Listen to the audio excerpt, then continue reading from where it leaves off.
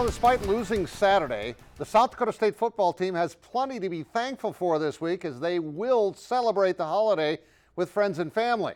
When they gathered to watch the selection show yesterday, I'm sure their first round bye wasn't even a consideration. So the joy they had when they got the news was really fun to watch. And now they actually get a much needed rest, a week off, and will even get a home game as the number 7 seed. Plus, they're in the opposite bracket from North Dakota State. And, you know, the best part is our defense is all pretty healthy. That's what's going to carry us. That's what has to carry us throughout the playoffs is defense. Obviously, we're going to do what we have to do on offense, but everyone knows defense wins championships. So I'm excited to see how they play, and I'm excited to get Pierre and CJ back. Now, after that craziness, South Dakota State waited for the rest of the bracket to be unveiled to see who their potential second-round opponent would be. And the Jacks will face the winner of Saturday's first-round game between San Diego and Northern Iowa in Cedar Falls. Now, keep in mind, if the Panthers win, it's going to be a rematch for their game 2 weeks ago. You're looking at video.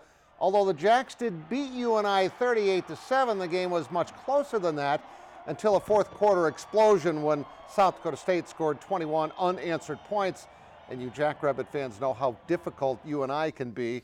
They have lost several big-time games to them when it's been really important down the stretch. But in the meantime, they get a break. They can enjoy Thanksgiving, and they're a number 7 seed. That was just wonderful news for them yesterday.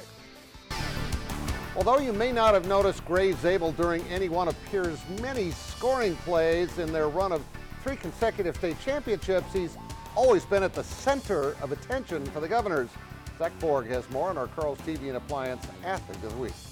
Most offensive linemen are known for being humorless and stoic, focused solely on their job. A lot of lifting weights and eating a lot of food. Gray Zabel is not most offensive linemen. You don't see many kids that grow up wanting to be linemen and growing up wanting to block, and Gray's that kid. He loves, identifying and thinking new plays and formations and all that, and he thinks like a quarterback, but, his attitude's every bit lineman, and he's a goofy kid to have around. 255-pound senior number 74, Gray Zabel. Which has a lot to do with the fact he grew up with a quarterback in his older brother, Peyton. There was a lot of times where I wanted to just let my guy go through after a good butt chewing from him, but he taught me a lot of leadership and shaped me into who I am today. Which is a dominant force on both the offensive and defensive lines that's helped lead Pierre to 3 consecutive state championships.